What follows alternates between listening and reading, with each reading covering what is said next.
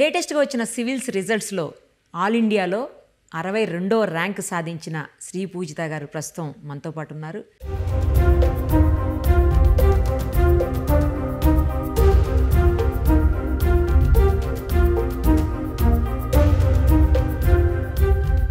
తన సక్సెస్కి రీజన్స్ ఏంటో, ఎలా సక్సెస్ అయ్యారో అవన్నీ అడుగుదాం. నమస్తే అండి. నమస్తే అండి. First of all congratulations. Thank you so much అండి. యా, మీరు హైదరాబాద్ నుంచి AKS అకాడమీలో ఎస్పెషల్లీ 2 months పాటు ట్రైనింగ్ అయ్యారు. వాట్ ఐ మీన్, మీరు ట్రైన్ అప్ అయ్యారు ఇక్కడ అని చెప్పేసి విన్నాను నేను. ఫస్ట్ అసలు ఎక్కడ ట్రైనింగ్ అయ్యారు, ఆ తర్వాత ఇక్కడికి ఎలా వచ్చారు, అవన్నీ చెప్పండి మా కోసం. 2019లో నా గ్రాడ్యుయేషన్ అయిన తర్వాత నేను ఢిల్లీ వెళ్ళాను ma'am. So Delhi is considered ఆ అట్మాస్ఫియర్ కానీ, ఎన్విరాన్మెంట్ కానీ, కాంపిటీషన్ కానీ, సివిల్ సర్వీసెస్ కొంచెం ఉపయోగపడుతుందనే ఫీలింగ్తో నేను ఢిల్లీ వెళ్ళాను. సో ఇనిషియల్గా కొన్ని ప్రాబ్లమ్స్ ఉన్నాయి, లైక్ రూమ్ వెతుక్కోవడం అండ్ ఆల్, రూమ్ సెట్ అవ్వకపోవడం. బట్ ఒక స్టేజ్లో మంచి పేస్ పిక్ అవుతున్న టైంలో 2020 వచ్చేసరికి మనకు తెలిసిన మార్చ్లో కోవిడ్ లాక్డౌన్ స్టార్ట్ అయిందండి. సో అది చాలా హార్డ్ ఫేజ్ అయింది. 2020 మార్చ్లో మేము ఫ్లైట్స్ కూడా బుక్ చేసుకుందాం అనుకునే ముందే లాక్డౌన్ అయింది. సో నేను నాతో పాటు అక్కడికి ప్రిపరేషన్ కోసం వచ్చిన ఫ్రెండ్స్ అందరూ స్టక్ అయ్యాము. 3 months it's cooking, cleaning and everything మేమే చేసుకున్నాము. సో ప్రిపరేషన్ పరంగా చూసుకుంటే అది very stagnant phase. Preparation almost ఆగిపోయింది. అండ్ బికాజ్ అన్సర్టనిటీ ఉంది, ఇంట్లో వాళ్ళు చాలా టెన్షన్స్తో ఉన్నారు. సో వీటన్నిటి వల్ల అప్పుడు నాకు ఫీలింగ్ వచ్చింది, ఇంట్లోనే ఉండి ప్రిపేర్ అయింటే బాగుంది, లేదా హైదరాబాద్లో లోకల్గా ఉంటే బాగుండు అని ఫీలింగ్ వచ్చింది. సో 2020లో ఇంకా మేలో అలా కొంచెం ట్రైన్స్ అలా స్టార్ట్ అయిన తర్వాత ఇంటికి వచ్చేసాను. తర్వాత నా ప్రిలిమ్స్ తర్వాత మెయిన్స్ క్లియర్ అయింది. మెయిన్స్ రాయడానికి హైదరాబాద్ వచ్చాను. మెయిన్స్ రాయడానికి హైదరాబాద్ వచ్చినప్పుడు హైదరాబాద్లోనే ఉండిపోయాను రాసి ఎగ్జామ్ తర్వాత. అప్పుడు 2 months ఇక్కడ ఉన్నాను. తర్వాత ఇంటర్వ్యూ ప్రిపరేషన్ టైంలో AKS వాళ్ళతో ఇంటరాక్షన్ స్టార్ట్ అయింది. వాళ్ళు ఇంటర్వ్యూకి చాలా మంచి గైడెన్స్ ఇచ్చారు. సో అలా నాకు ఇక్కడ హైదరాబాద్తో ఇంటరాక్షన్ స్టార్ట్ అయిందండి. ఓకే, మీరు బిఫోర్ కూడా ఒకసారి అటెంప్ట్ చేశారు కదా, ఎక్కడ ఫెయిల్ అయ్యారు ఆ టైంలో? నేను ఫస్ట్ అటెంప్ట్లో ప్రిలిమ్స్ మెయిన్స్ క్లియర్ అయ్యి ఇంటర్వ్యూ దాకా వెళ్ళాను. సో అందరూ అనుకున్నారు క్లియర్ అయిపోతుంది అని, కానీ రిజల్ట్ వచ్చిన తర్వాత మార్క్స్ చూసుకున్న తర్వాత అర్థమైంది మెయిన్స్లో మార్క్స్ తక్కువ ఉన్నాయి. సో మనకి మెయిన్స్ మార్క్స్ తక్కువ ఉన్నా కూడా ఇంటర్వ్యూ క్లియర్ అవ్వడానికి సరిపడా వచ్చాయి, కానీ ఓవరాల్గా సక్సెస్ అయ్యేంత మార్క్స్ రాలేదు. సో పర్టికులర్లీ నా ఆప్షనల్ మార్క్స్ తక్కువ ఉన్నాయి.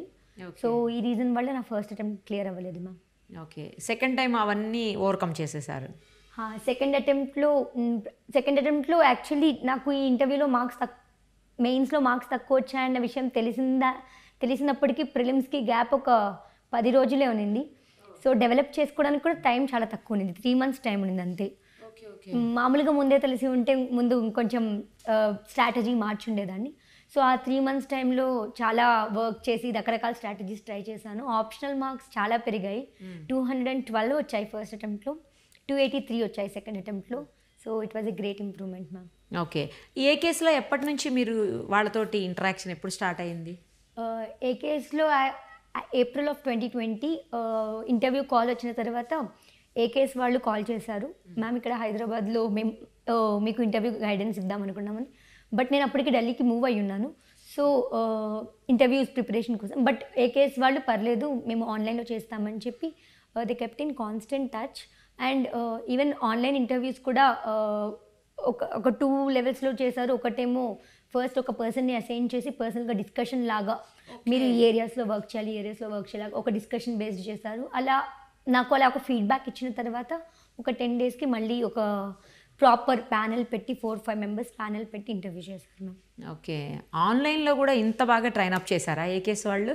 యా, ఆన్లైన్లో కూడా it was very comprehensive ma'am. అదే ఎందుకంటే జనరల్గా నార్మల్గా ఫిజికల్గా అటెండ్ అయ్యేదానికి ఆన్లైన్ అటెండ్ అయ్యేదానికి చాలా డిఫరెన్స్ ఉంటుంది. ఆన్లైన్ అంటే అంత కాన్సన్ట్రేషన్ ఉండదు, సరిగా మనకు వాళ్ళు చెప్పేది అర్థం అవ్వదు, మనం అడిగేది అర్థం కాదు, ఇట్లా ఉంటుంది కదా నార్మల్గా. అలాంటి మిత్స్ ఉన్నాయి. బట్ వాటన్నిటిని ఓవర్కమ్ చేస్తూ AKS వాళ్ళు మంచి ట్రైనింగ్ ఇచ్చారు మీకు మొత్తానికి. Yeah ma'am, one thing about this institute is it is more personalised ma'am. Like ఒక ఇన్స్టిట్యూట్ లాగా అందరినీ ఒకేలా చూడకుండా దే విల్ అండర్స్టాండ్ ఈ పర్టికులర్ పర్సన్కి ఇది స్ట్రెంగ్త్ ఉంది, ఇది వీక్నెస్ ఉంది. So even the interaction will be personalised. One particular thing I would like to recall is నా ఇంటర్వ్యూ తర్వాత రిజల్ట్ వచ్చింది. So all institutes call the successful candidates అని చెప్తారు, congratulations and all. AKS called me immediately and they were like they felt proper sympathised with me and మాట్లాడారు. Almost ఒక 20-25 minutes మాట్లాడారు. ఏం కాదు, త్వరగా పికప్ అవ్వు, 10 days ప్రిలిమ్స్ ఉంది, you have to again write and all. So they provided emotional support also, I would say. Super కదా. నార్మల్గా మనం ఫీజు తీసేసుకున్నాము, అయిపోయింది, వాళ్ళతో మనకు సంబంధం లేదు అన్నట్లు ఉంటారు. బట్ వీళ్ళు అందుకు కొంచెం డిఫరెంట్గా ఉన్నట్లున్నారు కదా. Yes ma'am, definitely. And I don't think I have paid for AKS. Like it was non paid service only ma'am. They gave without payment ma'am. Yes ma'am, pay చేయకుండా సర్వీస్. Yes ma'am. లైక్ ఇలా కూడా ఉన్నారా IAS అకాడమీస్లో ఈ రోజుల్లో? Like post mains they will be thinking merit students ఉంటే లేదా ఇంటర్వ్యూకి గైడెన్స్కి ఇబ్బంది అవుతుందేమో అనుకుంటే they will be guiding on their own ma'am. Okay. So అయితే ఏ కేసులో IAS IPS ఇవన్నిటికి సివిల్స్కి మొత్తానికి ఇస్తారా అండి ట్రైనింగ్? ఎట్లా అసలు? ట్రైనింగ్ అనేది యూనిఫామ్ ఉంటుంది మ్యామ్, సివిల్స్ అన్నిటికీ కలిపి ఉంటుంది. అండ్ ఫర్ ఇంటర్వ్యూ ప్రకారం అయితే ఐ థింక్ ఇఫ్ ఒక పర్సన్కి IPS ఇట్లా ఆప్షన్ పెట్టుకోవాలి అనుకుంటే వాళ్ళకి అట్లా దాని స్పెసిఫిక్ క్వశ్చన్స్ దీని మీద కూడా ఫీడ్బ్యాక్ ఇస్తుంటారండి. ఎక్కడ ఉందండి ఏ కేసు మనకి హైదరాబాద్లో? అశోక్ నగర్లో ఉంది అండి institute. And there are 3 more branches elsewhere also అండి. అవునా? Okay okay, super. సో అయితే మీకులాగా ఎవరన్నా ఖచ్చితంగా IAS IPS ఆఫీసర్ కావాలంటే ఏ కేసుకి వచ్చేస్తే డెఫినెట్గా AK-47 AK-56 లాగా పేల్చేసి గన్ షాట్లో వాళ్ళని ఆఫీసర్ని చేసి పంపిస్తారేమో. ఐ ట్రస్ట్ ద ఇన్స్టిట్యూట్ అండి actually. I think if person అదే ఖచ్చితంగా అవ్వాలి అనుకుంటే it is a reliable institute. Even ఒక 2-3 days ముందు నేను ఇన్స్టిట్యూట్కి వెళ్ళినప్పుడు వాళ్ళు ఈ మధ్య కొత్తగా రిలీజ్ చేసిన రిసోర్సెస్ అవి చూపించారు. Resources are good, like comprehensive ఉన్నాయి, లైక్ ఎక్స్ట్రా లేకుండా ఎంత రిక్వైర్డో అంతే ఉన్నాయి. So I think the institute is very reliable అండి. నేను కూడా ఒకసారి విజిట్ చేస్తాను ఏ కేసుని. నాకు తెలియదు ఇప్పటివరకు, బట్ ఒకసారి డెఫినెట్గా విజిట్ చేస్తాను మీరు చెప్పారు కాబట్టి. ఎందుకంటే నాకు రెగ్యులర్గా అడుగుతుంటారు ఏదైనా మంచి ఇన్స్టిట్యూషన్ లేకపోతే ఒక అకాడమీను సజెస్ట్ చేయమని చెప్పి. నేను డెఫినెట్గా ఈసారి ఏ కేసే సజెస్ట్ చేస్తా. రైట్, మీరు బ్యాక్గ్రౌండ్ చెప్పండి. మీ ఫ్యామిలీలో ఎవరైనా సివిల్ సర్వెంట్స్గా కానీ లేకపోతే మంచి పెద్ద పెద్ద పోస్టర్స్లో కానీ అట్లా ఏమన్నా ఉన్నారా? యాక్చువల్లీ నా బ్యాక్గ్రౌండ్లో సివిల్ సర్వెంట్స్ అంటే లేరండి. అండ్ రిగార్డింగ్ పెద్ద post, my families from Bhimavaram దగ్గర ఒక ఇంకా చిన్న గ్రామం అండి. భీమవరం మండలంలో దొంగపిండి అని గ్రామం అండి. దాని ఏంటది? దొంగపిండి ఏంటండి, వెరైటీగా ఉంది మీ ఊరి పేరు. ఎవరు వినుండరండి కదా, ఎవరు వినుండరండి. చాలా చిన్న గ్రామం అండ్ డిస్ట్రిక్ట్కి బార్డర్లో ఉంటుంది, కోస్ట్కి దగ్గరలో ఉంటుంది. సో కనెక్టివిటీ కూడా చాలా తక్కువ. సో మా ఫాదర్ చాలా పువర్ ఎకనామిక్ బ్యాక్గ్రౌండ్ నుంచి వచ్చారు. మా నాన్నమ్మ ఎందుకు మా ఫాదర్ని చదివించారంటే సో దట్ 5th వరకు చదివితే he will be doing some tailoring or something where he can బయటకు వెళ్ళి వర్క్ చేయలేనిగా చదువుకుంటారని. కానీ మా ఫాదర్కి he wanted to study more. And village నుంచి ఫస్ట్ గ్రాడ్యుయేట్ అండి మా ఫాదర్. లైక్ అప్పుడు దాకా ఎవరు గ్రాడ్యుయేషన్ దాకా వెళ్ళలేదు, తను గ్రాడ్యుయేషన్ చేశారు. తర్వాత తను ఇట్లా state public service commissions Group 1 Group 2 prepare అయ్యారు. అలానే విలేజ్ డెవలప్మెంట్ ఆఫీసర్గా ఫస్ట్ జాబ్ వచ్చింది. సో దానికి అడ్మిట్ అయ్యారు. తర్వాత కూడా తను కాంపిటేటివ్ ఎగ్జామ్స్కి ట్రై చేసేవారు. He wanted better job. So Group 1కి అలా ట్రై చేసేవారు. నాకు చిన్నప్పటి నుంచి, నేను పుట్టిన తర్వాత కూడా ఎగ్జామ్స్ రాసేవారు. అవునా? నేను like I think he wrote his last exam in my 5th class or something.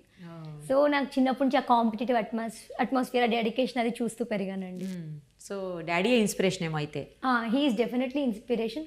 It is competitive exams విషయంలో కాకుండా ఇంకో విషయంలో నాకు పెద్ద ఇన్స్పిరేషన్ అండి. మేము మా పోస్టింగ్ కడపలో అయింది. మా ఫాదర్కి పోస్టింగ్ కడపలో అయింది. చిట్వేల్ అనే ఒక చిన్న విలేజ్. అక్కడ దానిలో ఒక్కటే మంచి స్కూల్ ఉండేది, అక్కడికి వెళ్ళేవాళ్ళం. అక్కడ నుంచి చుట్టుపక్కల విలేజెస్ వాళ్ళందరూ వచ్చేవాళ్ళు. వాళ్ళు చెప్పేవాళ్ళు మీ ఫాదర్ దగ్గరికి నిన్న మా ఫాదర్ వెళ్ళారంట, చాలా బాగా హెల్ప్ చేశారంట, ఇలా. సో చిన్నప్పటి నుంచి నేను ఇవే వింటూ ఉన్నాను. ఇంకా ప్రతిసారి లైక్ మా డాడీ కొలీగ్స్ అందరూ వస్తారు, బెస్ట్ ఎంప్లాయీ, చాలా హానెస్ట్ ఎంప్లాయీ అని చెప్తారు. సో నేను మేజర్గా ఈ ఏరియాలో రాకపోయినా కూడా ఏ ఏరియాలో వెళ్ళినా అలా డెడికేటెడ్గా హానెస్టీగా పనిచేయాలనుకున్నానండి. సూపర్. అసలు అయితే మీ డాడీ డ్రీమ్ మీ నుంచి కమ్ ట్రూనేమో, అంతేనా? అట్లా చెప్పచ్చా? అండి. Group 1 ట్రై చేశారు, మెయిన్స్ దాకా వెళ్ళారు. కానీ క్లియర్ చేయలేకపోయారు. సో అదొక డిసప్పాయింట్మెంట్లా మిగిలిపోయింది. I think this is very happiest moment to him కదా. ఇంక ఇప్పుడు ఉండదు డిసప్పాయింట్మెంట్, మీరున్నారు కదా. ఈ రిజల్ట్ వచ్చిన వెంటనే మీది 62nd ర్యాంక్ అని తెలిసిన వెంటనే మీ ఫ్యామిలీ మెంబర్స్ కానీ రిలేటివ్స్ కానీ ఎస్పెషల్లీ పేరెంట్స్ ఫ్రెండ్స్ వీళ్ళంతా ఏమన్నారు చెప్పండి? ఫస్ట్ ఏమన్నారో చెప్పండి, పేరెంట్స్ ఏమన్నారు చెప్పండి. ఫస్ట్ మా మదర్ అండ్ మా అన్నయ్య ఇంట్లోనే ఉండే. They were very shocked because last అటెంప్ట్లో నేను వాళ్ళు ఇంకా ఎక్కువ ఎక్స్పెక్ట్ చేస్తారు. ఫస్ట్ అటెంప్ట్లో ప్రిలిమ్స్ అయిపోయింది, మెయిన్స్ అయిపోయింది అనగానే మంచి ర్యాంక్ వచ్చేస్తుందని అనుకున్నారు. బట్ అస్సలు ఏ ర్యాంక్ రాకపోయేసరికి కొంచెం ప్రాక్టికల్గా ఆలోచిస్తే ఏదో ఒక సర్వీస్ వస్తే చాలే అనుకున్నట్టున్నారు. సో సడన్గా 62nd ర్యాంక్ అనేసరికి వాళ్ళు షాక్ అయ్యారు, చాలా హ్యాపీ ఫీల్ అయ్యారు. మా డాడ్ ఒక క్యాంప్కి వెళ్తూ ఉన్నారు. So he was like 20 kilometers. He already started to some camp. I called, చెప్తున్నారు ఒక్కసారి కార్ ఆపండి అని చెప్పి నేను ఇమీడియట్గా వెనక్కి వెళ్ళాలి, మా డాటర్ సెలెక్ట్ అయిందని చెప్పి he came back home. And even friends and everyone felt very happy అండి. మీ డ్రీమ్ అంటే ఒక గోల్ లేదా ఒక టార్గెట్ లైఫ్లో ప్రతి ఒక్కరికి ఉంటుంది కదా, అలా మీకేముంది? అఫ్కోర్స్ ఒక టార్గెట్ రీచ్ అయ్యారు, దీని నుంచి నెక్స్ట్ ఏంటి మీ టార్గెట్? నా టార్గెట్ అనేది actually I consider my self I'm very compassionate person అండి. లైక్ ఎక్కడ కొంచెం సాడ్నెస్ చూసినా I get moved easily. So I feel like ఇట్లా పావర్టీ కానీ హంగర్ కానీ చాలా స్కీమ్స్ ఉన్నాయండి మన గవర్నమెంట్లో. లైక్ ప్రతి చిన్న ఇష్యూ మీద స్కీమ్స్ ఉన్నాయి. లైక్ వాళ్ళకి రేషన్ కార్డ్ కానీ అగ్రికల్చర్ కానీ స్కీమ్స్ అన్నీ ఉన్నాయి, కానీ డెలివర్ అవ్వడం లేదు. చాలా స్కీమ్స్ ఏమో ఉన్న వాళ్ళకి తెలియదు, సో వాళ్ళు అందుకోవడం లేదు. సో నేనేమనుకుంటానంటే నా సర్వీస్లోకి వచ్చిన తర్వాత బెటర్ సర్వీస్ డెలివరీ చేద్దాం అనుకుంటున్నాను. ఇంకొకటి ఏంటంటే విమెన్ గురించి నాకు చాలా చాలా చేయాలని ఉందండి. ఒకటేమో విమెన్ లిటరసీ గురించి, అక్కడే అంతా స్టార్ట్ అవుతుంది. ఎడ్యుకేషన్ ఉంటేనే ఎంపవర్మెంట్ స్టార్ట్ అవుతుంది, పాలిటిక్స్లో ఎంపవర్మెంట్ స్టార్ట్ అవుతుంది. సో విమెన్ ఎడ్యుకేషన్ మీద, విమెన్ ఎంపవర్మెంట్ మీద కూడా చాలా వర్క్ చేద్దాం అనుకుంటున్నానండి. కానీ ఇప్పుడు మనం అనుకున్నవన్నీ ఒక్కసారి జాబ్లోకి వచ్చిన తర్వాత ప్రాక్టికల్గా అవన్నీ సాధ్యమవుతాయి అంటారా? ఎందుకంటే మీరు చాలామందిని ఇప్పటివరకు మీరు అనుకున్నప్పటి నుంచి ఇప్పటివరకు చూస్తూనే వస్తుంటూ ఉంటారు. సిస్టమ్ ఎలా ఉంది మన దగ్గర, లేకపోతే పొలిటికల్గా ప్రెజర్స్ ఎట్లా ఉంటాయి, ఇట్లా అన్నీ చూస్తూనే వస్తుంటాం. మీరు అనుకున్నవన్నీ సాధ్యమవుతాయి అంటారా? నేను చాలా పాసిబుల్ అవుతుందని అనుకుంటున్నానండి. ఎందుకంటే we are seeing many examples. Actually this is one of the myth అండి. ఏంటంటే మనకి న్యూస్లో కనిపిస్తాయి, ఇక్కడ ఇలా చేయలేకపోయారు, ఇక్కడ ఇలా ప్రాబ్లం అయింది ఇలాగా. Those will be like 5% of civil servants of total civil servants. So చాలా మంచి వర్క్ జరుగుతుంది. అండ్ పొలిటికల్ ప్రెషర్ కూడా వెరీ ఫ్యూ కేసెస్లో అవుతుంది. Most of the cases politicians are policy makers అండి. So they make good policies and ఒక hand in హ్యాండ్తో మంచిగా చేయాలి అని చెప్పి ప్రాబ్లం డిటెక్ట్ చేసి సర్వీస్ డెలివరీ కానీ చేస్తే I think it will be a very good job. And మేము యాజ్ పార్ట్ ఆఫ్ ఎథిక్స్ అనే సబ్జెక్ట్కి కానీ ఎస్ఏ సబ్జెక్ట్ కానీ చదువుతున్నప్పుడు మేము చదువుతుంటాం బెస్ట్ సివిల్ సర్వెంట్స్ ఏమేమి చేస్తున్నారు అని. కొన్ని అయితే వీఆర్ నాట్ అసలు బిలీవబుల్ కాదండి. ఆర్మ్స్ట్రాంగ్ పెయిన్ అని ఒకతను ఉంటారు, ఒక బ్రిడ్జ్ కట్టారు with his own efforts. He's a civil collector. So ఇలాంటి చాలా పెద్ద వర్క్స్ అయితే చేయగలము. సో అలానే నేను కూడా నా వంతు ఎంత అయితే అంత చేద్దాం అనుకుంటున్నాను. ఓకే, సివిల్స్ ప్రిపేర్ అయిన అప్పటి నుంచి ఇప్పటి వరకు ఎన్ని అవర్స్ చదువుతూ వచ్చారు మీరు స్టార్టింగ్ నుంచి? నా ప్రిపరేషన్ ఎక్స్ట్రీమ్లీ ఇంటెన్స్ అయితే కాదండి. Overall the phase I believe consistency ఉండాలి. Like everyday 16 hours or 17 hours is not possible. And if you do that with in 3 or 4 months మనం టైర్డ్ అవుట్ అయిపోతాం, ఎందుకు చేస్తున్నాం అనిపిస్తుంది. సో నేను బిలీవ్ చేసేది ఏంటంటే రోజుకి ఒక 8 hours చదివి with reasonable other hobbies or either watch a movie, watch a TV series or paint or something, whatever hobbies ఏమన్నా అవి ఒక చిన్న మొత్తంలో రోజులో అలాట్ చేసుకుంటే ఒక కన్సిస్టెన్సీ ఉంటుంది. లైక్ నెక్స్ట్ డే మనకి మళ్ళీ లేచి వర్క్ చేయాలి అనిపిస్తుంది. సో అలా ఉండేదండి. కానీ ఎవరికైనా అవుతుంది ఎగ్జామ్ ముందు ఎవ్రీథింగ్ గెట్స్ క్రంచీ, లైక్ మొత్తం కంప్లీట్ చేయాలి. ఆ టైంలో I go as much as again 16 hours అలా చదివేదాన్ని. But overall I feel consistency ఉండడానికి 8 hours or 10 hours will be sufficient. Quality time అంటున్నారు కదా? అవునండి. రైట్. ఎగ్జామ్లో పాస్ అయిపోయిన తర్వాత ఫీలింగ్ ఏంటి? తర్వాత కరెక్ట్గా మీరు ఇంటర్వ్యూ దగ్గరికి వెళ్ళేటప్పుడు మీ ఫీలింగ్ ఏంటి? రెండు చెప్పండి. ఫస్ట్ ఇంటర్వ్యూకి వెళ్ళినప్పుడు నాకు పెద్ద ఎక్స్పెక్టేషన్స్ లేవు, ప్రెషర్స్ లేవు. సో ఎందుకంటే ఫస్ట్ అటెంప్ట్లో ఇంటర్వ్యూ దాకా వెళ్ళానంటేనే ఐ వాజ్ వెరీ లైక్ ఏముంది అంత నార్మల్గా అయిపోతుంది అన్న ఫీలింగ్లో ఉంది. కానీ సెకండ్ ఇంటర్వ్యూకి వెళ్తున్నప్పుడు ప్రెషర్స్ ఉండే. ఫస్ట్ ఇంటర్వ్యూ నాకేమనిపించిందంటే నా ప్రిపరేషన్లో లోటు లేకపోయినా కొన్ని అనుకోకుండా ఏవేవో జరిగి సో మార్క్స్ రాలేదు. సో ఈసారి కూడా అలా జరిగితే ఏమవుతుంది, చాలా ప్రెషర్స్ ఉండే. But I had a very good friend. తను చెప్తూ ఉండే అనమాట, be chill on the day of the interview, talk to your parents and all. So నేను అదే చేశాను, మా పేరెంట్స్తో నార్మల్గా కూర్చుని ఇంటి విషయాలు నార్మల్గా మాట్లాడుతూ మ్యూజిక్ విన్నాను. యాక్చువల్లీ లాస్ట్ 10 minutes అయితే మ్యూజిక్ విని ఇయర్ ఫోన్స్ మా పేరెంట్స్కి ఇచ్చేసి I walked into the interview. Because of that I stayed calm for interview and it helped in my marks. There was 11 marks improvement from last year. And post result one feeling is relieved because again ఈ problem ఏంటంటే interview తర్వాత వెంటనే మళ్ళీ prelims ఉంటుంది, మళ్ళీ మొదటి నుంచి cycle start అవుతుంది. సో టైం కొంచెమే ఉంటుంది. నేను నా రిజల్ట్ వచ్చిన రోజు I was practising a prelims test, రాస్తూ ఉన్నాను, మధ్యలో రిజల్ట్ వచ్చింది. సో ఐ వాజ్ లైక్ పర్లేదు, ఇంకా ప్రిలిమ్స్ చదవక్కర్లేదు, అవసరం లేదు, పక్కన పెట్టేశారా? ప్రిలిమ్స్ అయితే చదవక్కర్లేదు అంతే కదా అని చెప్పి I was relieve. Then I felt very happy. Then I started understanding responsibilities. Like people kept saying, అరే నువ్వు ఇప్పుడు ఇలా ఇలా చేయాలి మనం ఇంకా. Like my father started telling first thing is don't get pride into your head, this is stay to the ground అని చెప్పారు డాడీ. ఫస్ట్ అయితే అదే చెప్పారు. సెకండ్ వచ్చేసి like he started telling all work ethics, నువ్వు ఇలా ఉండాలి ఇలా ఉండాలి. So I started observing all this and I hope I will be in the lines as he is teaching me. ఏమి క్వశ్చన్స్ని ఫేస్ చేశారు మీరు ఇంటర్వ్యూలో? ఎలాంటి క్వశ్చన్స్ని వాళ్ళు అడిగారు మిమ్మల్ని? నా హాబీస్ టీచింగ్ అండి. Teaching is something I enjoy a lot.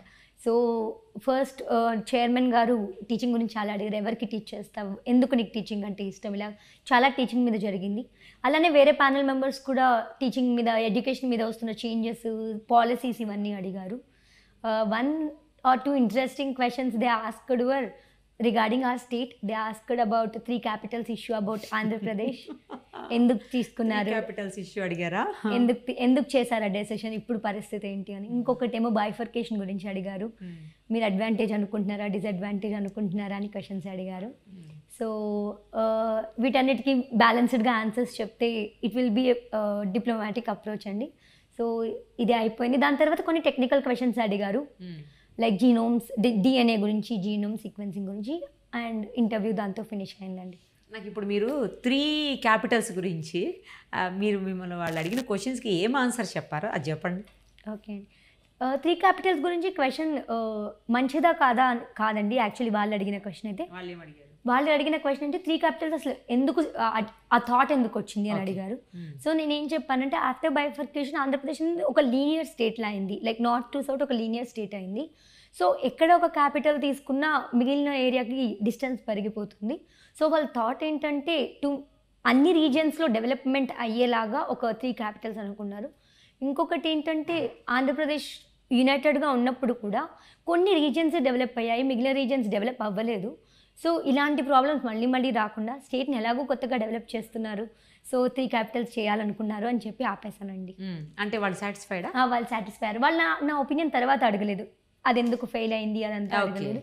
So they were satisfied with it అండి. ఓకే, ఇప్పుడు నేను అడుగుతున్నాను, చెప్పండి, ఈ 3 క్యాపిటల్స్ అనేది గవర్నమెంట్ సక్సెస్ అయినట్లా, 3 క్యాపిటల్స్ అనే ఇష్యూని తీసుకొని వచ్చి, లేకపోతే ఫెయిల్ అయినట్లా? గవర్నమెంట్ విషయంలో కాకుండా నేను అనుకునేది అంటే 3 క్యాపిటల్స్ ఇష్యూ వల్ల 3 capitals decentralised development is very good, ఏ స్టేట్కైనా ఏ కంట్రీకైనా అండి. కానీ దాంతోపాటు మనకి ఇంకొన్ని అమ్యూనిటీస్ ఉండాలి. లైక్ ఇప్పుడు ఒక పని మనం ఒక క్యాపిటల్లో చేసి మళ్ళీ అదే రోజు కానీ నెక్స్ట్ రోజు కానీ ఇంకో చోటుకి వెళ్ళాలంటే it will be travelling costs కానీ టైం కన్స్ట్రెంట్స్ కానీ పెరిగిపోతాయి.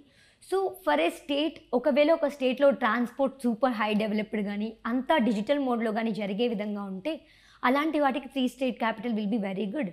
సో మనం కరెంట్లీ కోవిడ్ తర్వాత ఎకనామిక్ ప్రాబ్లమ్స్లో ఉన్నాము, ఇన్ఫ్రాస్ట్రక్చర్ బిల్డ్ చేస్తున్నాము. సో 3 క్యాపిటల్స్ కరెంట్లీ కొంచెం ఫీజిబుల్ కాదండి. ఇది పర్సనల్ ఒపీనియన్ మీకు? ఎస్ అండి. సూపర్. నెక్స్ట్, బైఫర్కేషన్ ఇష్యూలో ఏం క్వశ్చన్ అడిగారు, మీరేం ఆన్సర్ చేశారు వాళ్ళకి? బైఫర్కేషన్ క్వశ్చన్ ఏం అడిగారంటే, ఇది ఆంధ్రాకి ఉపయోగపడిందా, ఆంధ్రాకి ఒక చాలా నిరుపయోగమయ్యి చాలా లాసెస్ తీసుకొచ్చిందా అని అడిగారండి. సో నేనేం చెప్పానంటే, ఇమీడియట్ టర్మ్లో ఆంధ్రప్రదేశ్కి అది ఒక ప్రాబ్లం అయింది. ఎందుకంటే క్యాపిటల్ బిల్డ్ చేయాలి, ఇన్ఫ్రాస్ట్రక్చర్ బిల్డ్ చేయాలి, అన్ని గవర్నమెంట్ బిల్డింగ్స్ బిల్డ్ చేయాలి అని. కానీ ఒక లాంగ్ టర్మ్లో ఇది ఒక ఆపర్చునిటీ కూడా ఇచ్చింది. మనం ఇప్పుడు చాలా ప్రాబ్లమ్స్ చూస్తున్నాం, క్లైమేట్ చేంజ్ అని, చిన్న చిన్న సిటీస్ వల్ల స్లమ్స్ డెవలప్ అవ్వడం అని, ఇలాంటి ప్రాబ్లమ్స్ చూస్తున్నాము. ఇలాంటి ప్రాబ్లమ్స్ లేకుండా ఒక ఫ్యూచర్ ఓరియంటెడ్గా క్యాపిటల్ డెవలప్ చేయడానికి, ఒక ఓవరాల్ ఒక కొత్త ప్లాట్ఫామ్తో starting from the scratch new kind of ఇండస్ట్రీస్ని డెవలప్ చేయడానికి, ఇవన్నీ రీజన్స్ ఉండడం వల్లే ఆంధ్రప్రదేశ్ని ఇప్పుడు సన్ రైజ్ స్టేట్ అని కూడా అంటున్నారని చెప్పి I ended with that and they were very satisfied with that అండి. అవునా? మొత్తానికి 3 క్యాపిటల్స్ ఇష్యూ, బైఫర్కేషన్ ఇష్యూ, ఇవన్నీ కూడా సివిల్స్ ర్యాంకర్స్ని అడగటం అంటే బాగుంది కదా. యాక్చువల్లీ కదా మన స్టేట్లో సంబంధించిన విషయాల్ని అక్కడ ర్యాంకర్స్, సివిల్ ర్యాంకర్స్ అక్కడెక్కడో డిస్కస్ చేయటం అంటే బాగా అనిపిస్తుంది. యాక్చువల్లీ అండి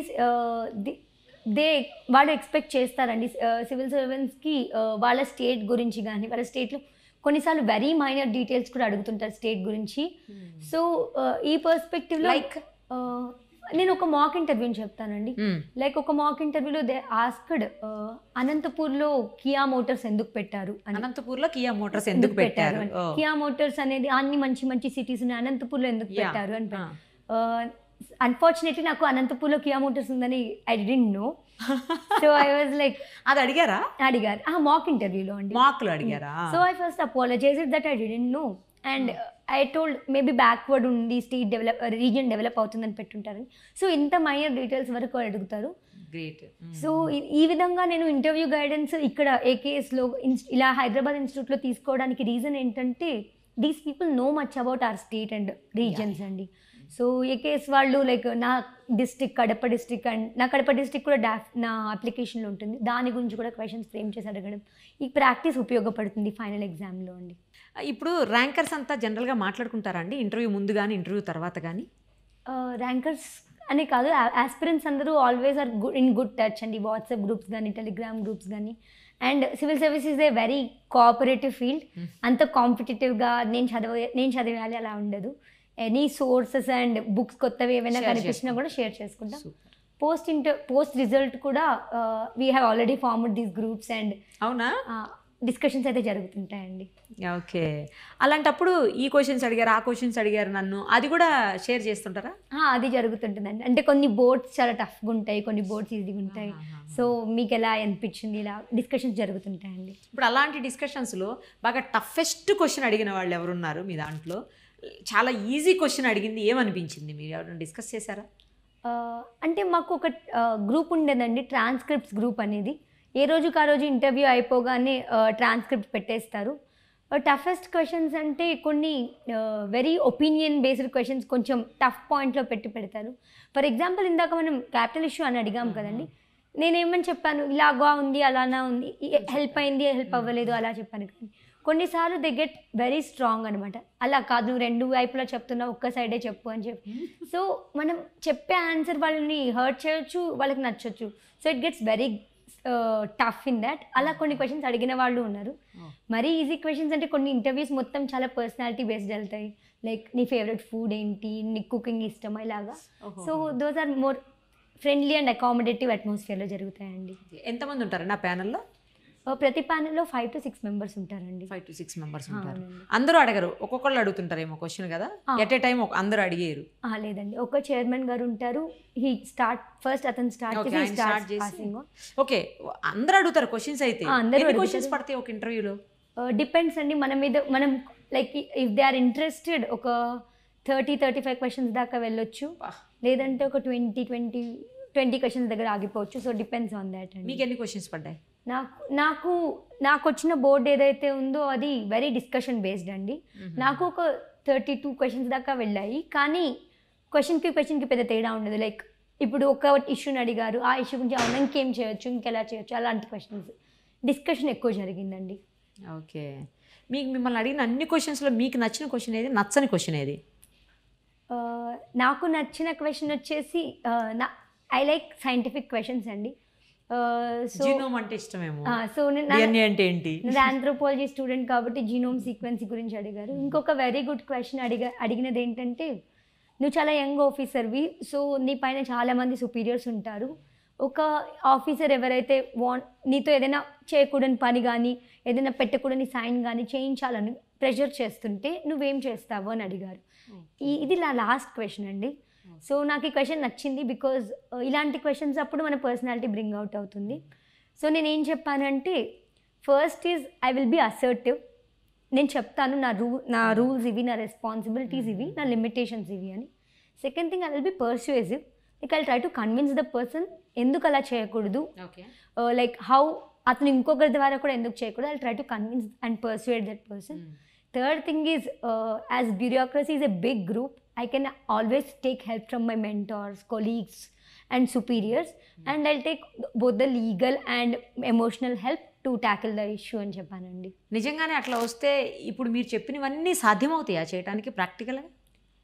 ప్రాక్టికల్గా అసర్టివ్ అనేది వర్క్ అవుతుందండి. అది పక్క మనం చెప్పాలి, లైక్ నేను ఇంతే చేస్తాను అని చెప్తేనే we have to stand our ground. అక్కడి నుంచి ఇమ్మీడియట్గా ట్రాన్స్ఫర్ అయిపోతారు కదా. Like it is not so easy that without reason transfer చేయడం.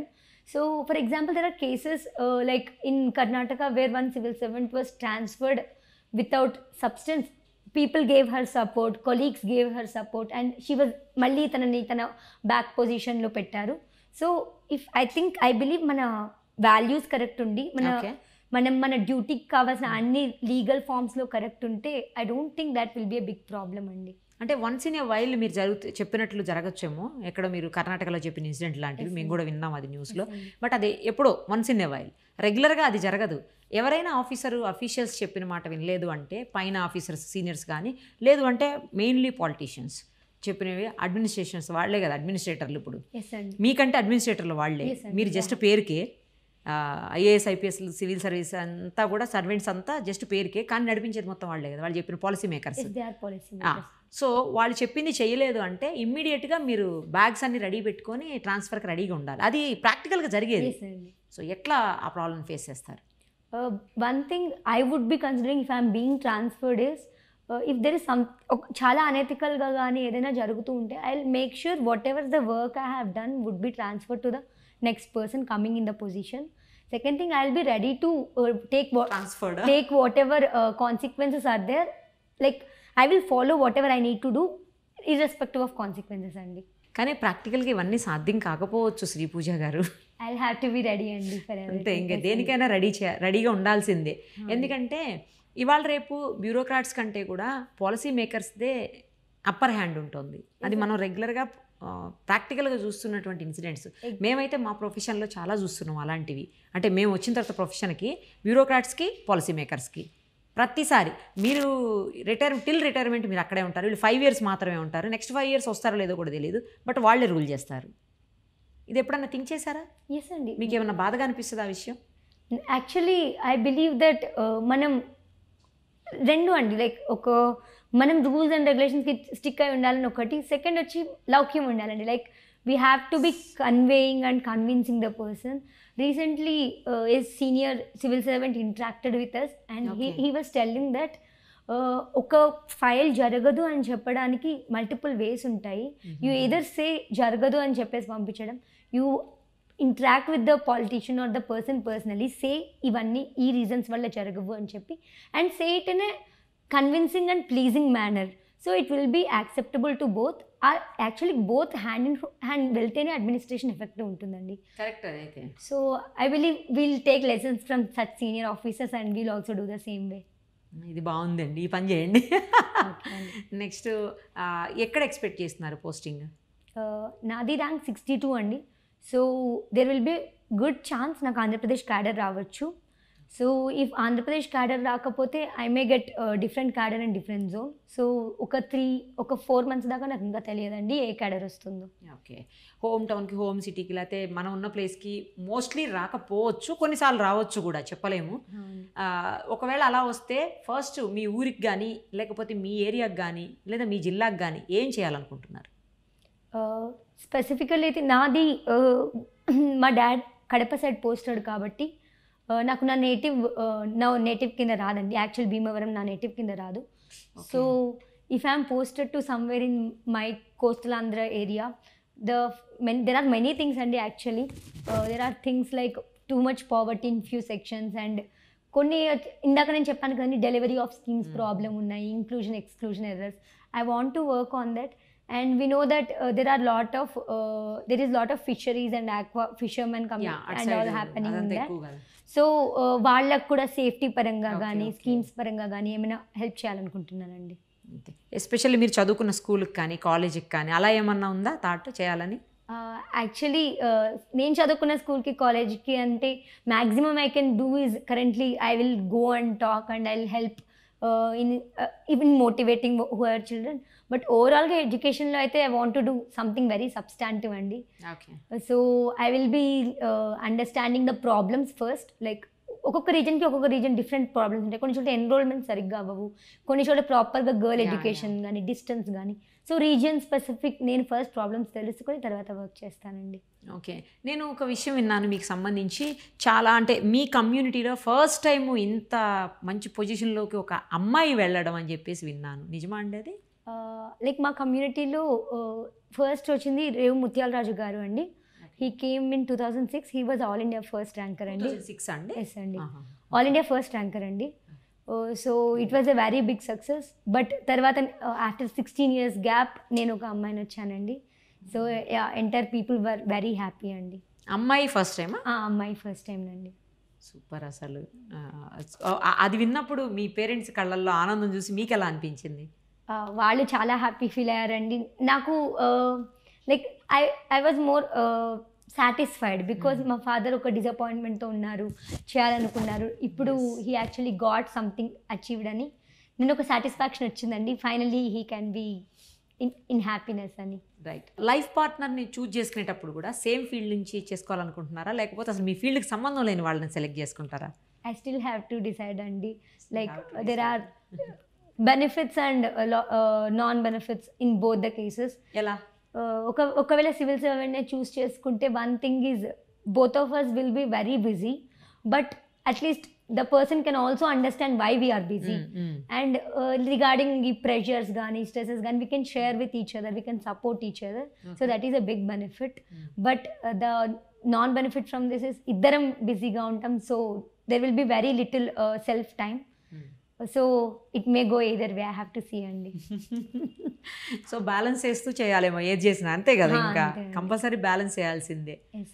రైట్. కొత్తగా వచ్చేటువంటి ఆస్పిరెంట్స్ కావచ్చు, లేకపోతే సివిల్స్లోకి రావాలనుకునే వాళ్ళకి కావచ్చు, లేకపోతే రాస్తున్న వాళ్ళకి కావచ్చు, మీరు ఇచ్చేటువంటి సజెషన్ కానీ లేకపోతే మీరు ఇచ్చేటువంటి అడ్వైస్ కానీ? నేను ఇచ్చే సజెషన్ వచ్చి ఫస్ట్ బిలీఫ్ అండ్ హోప్తో రావాలండి. ఇక్కడ లైక్ ఫియర్తో అయితే రావద్దు. లైక్ అందరికీ అన్సర్టనిటీ ఉంటుంది, వస్తున్నాము అసలు అవుతుందా లేదా. అన్సర్టనిటీ ఈజ్ గుడ్ బికాజ్ అన్సర్టనిటీతో మనం అలర్ట్గా ఉంటాం, ఇంకా ఎక్కువ వర్క్ చేస్తాం. బట్ బిలీఫ్ ఉండాలి, హోప్ ఉండాలి, అవుతుంది ఏమో అని.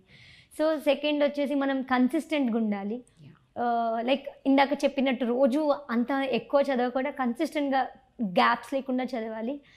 And last thing I believe is keep friends and relatives close. ఎందుకంటే నాకైతే నా family and relatives they they proved me as biggest strength అండి.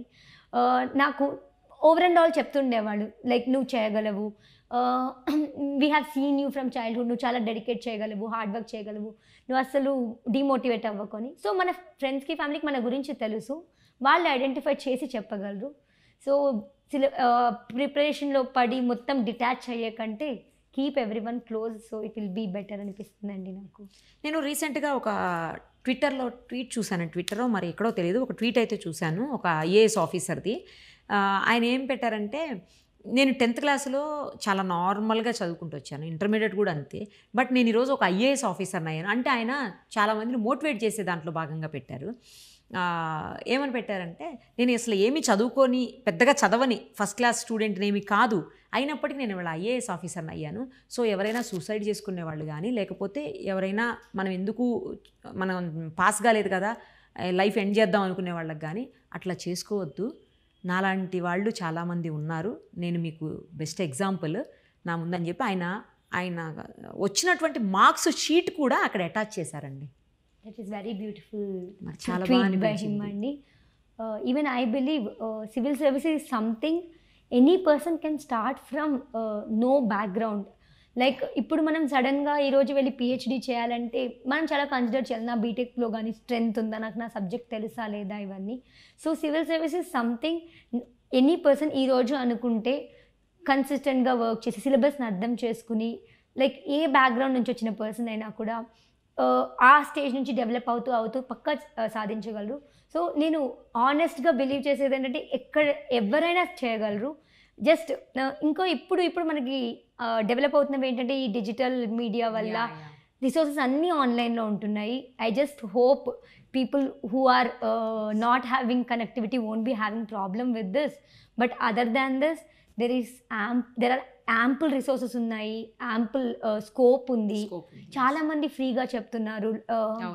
సో ఇలాంటి అన్నిటి రీజన్స్ లాంటి మంచి అకాడమీస్ ఉన్నాయి అవైలబుల్, చాలా మంచి అకాడమీస్ ఉన్నాయి who give actually personalized mentorship and all. So వీటన్నిటి వల్ల అందరూ పైకి రావచ్చు అని నేను కూడా నమ్ముతానండి. సూపర్ అండి. మీది ఆప్షనల్ ఆంథ్రోపాలజీయా? అవునండి. అది ఇందాక జీనోమ్ సీక్వెన్సింగ్ గురించి అన్నారు కదా, అందులో డౌట్ వచ్చింది. డిఎన్ఏ అవే అందులోనే కదా వస్తాయి ఆంథ్రోపాలజీ. ఆంథ్రోపాలజీలో ఇట్ ఈస్ వెరీ కాంప్రహెన్సివ్ ఉంటుందండి. మనం హ్యూమన్ బాడీ ఇంటర్నల్గా చదువుతాము, అలానే ట్రైబల్ కల్చర్స్ని, ట్రైబల్ మ్యారేజెస్ ఇలాంటివన్నీ కూడా చదువుతాము. అదే బెటర్ అండి. అంటే ఆప్షనల్గా తీసుకోవాలంటే మీరైతే అదే సజెస్ట్ చేస్తారా? నో అండి, నేనేం నో అంటే అలా కాదండి. నేనేం చెప్తానంటే మనం ఆప్షనల్ అనేది సంథింగ్ ఆల్మోస్ట్ ఒక 50% ఆఫ్ మన ప్రిపరేషన్ కానీ 40% దాని మీద స్పెండ్ చేయాలి. సో సంథింగ్ మనం చాలా ఇంట్రెస్టెడ్ ఉండాలి, ఎంత అయినా టైం ఇన్వెస్ట్ చేయగలిగేలా ఉండాలి, అండర్స్టాండబుల్ ఉండాలి. సో ఈ 3 రీజన్స్ పెట్టుకొని మనం ఏ ఆప్షన్ అయినా చూస్ చేసుకోవచ్చు. So anthropology I liked, so నేను చూసుకున్నాను.